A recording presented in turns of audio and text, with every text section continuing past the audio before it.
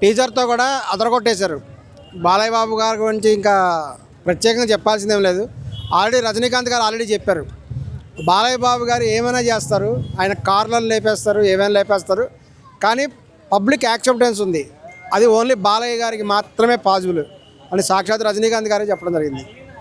మరి ఇప్పుడు లేటెస్ట్ సినిమాలో కూడా ఏంటంటే యంగ్గా ఉన్నాడు, అది పబ్లిక్కి బాలయ్య ఫ్యాన్స్కి బాగా ఇష్టమవుతుంది. అది బాగా యంగ్గా ఇప్పుడు వచ్చేటువంటి కొత్త హీరోలకి పోటీగా బాలయ్య బాబు గారు కొత్త సినిమా లుక్ ఉంది. అంటే సిగరెట్ లుక్ ఎట్లా అనిపించింది? సిగరెట్ లుక్ అద్దరిపోయింది. ఆల్రెడీ రీసెంట్గా కూడా పెద్దలో కూడా సిగరెట్ కూడా బాగా తాగుతున్నాడు కదా, దాన్ని మించి రజనీకాంత్ స్టైల్లో కూడా తాగాడు, అదరగొట్టేశాడు. ఫ్యాషన్ మటుకు సూపర్గా ఉంది. అంటే రాయలు మోయటం, కిలోల రాయలు ఎట్లా అనిపించింది? రాయలు మోయించడం, కేజీ రాయలు 2 కేజీల రాయలు పెట్టుకొని దాంతో ఫైట్ చేయడం, క్రేన్ తీసుకొని మొత్తం బైకులని ఫైట్ చేయడం అనేది అసలు ఓన్లీ బాలయ్య బాబుకి మాత్రమే పాసిబుల్, వేరే ఏ హీరో అలా చేయలేడు.